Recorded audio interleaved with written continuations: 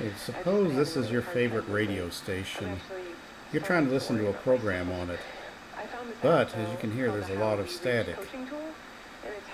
I'll show you how to fix this. To begin with, this is your antenna. It's a little coil wrapped on a plastic frame. It's directional, and it also is very prone to interference pickup from the camera, so I have to be a little careful right now.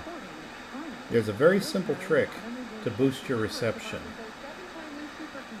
and that is, the base just kicks off. You can take the wire on this plastic frame and unwind it without hurting the frame. Yeah, you can hear the volume got louder, and it keeps getting louder and louder. And I'll tell you why in a minute. But the trick is to unwind all the wire off this little plastic frame. You're probably going to get about 10 feet of it. And you see there's where it twisted together to go onto the frame. It forms a loop, continuous loop. And I happen to have a hula hoop. That's my granddaughter's. So I'm going to use that hula hoop to support this wire. You don't really want to focus on. And here it is. You can see I've taken this little twisty part here. I haven't quite got enough hula hoop for the wire that I had, but I've supported the wire on the hula hoop with some painter's tape, and the volume is much higher. Reception is much better on the distant station.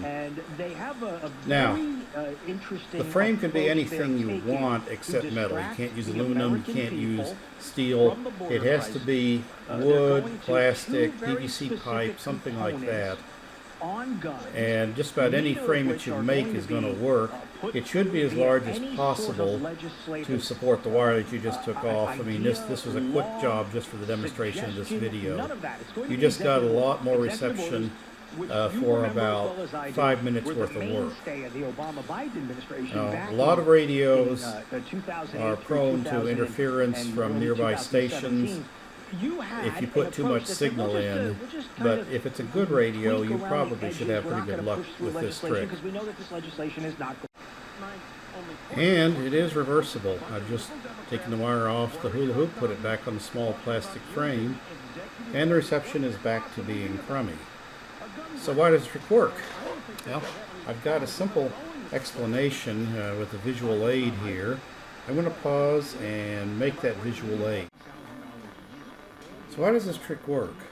Well, here's the original plastic frame, and I have put drinking straws through it. Now, what the drinking straws represent is a magnetic field coming from the radio station that I'm trying to receive.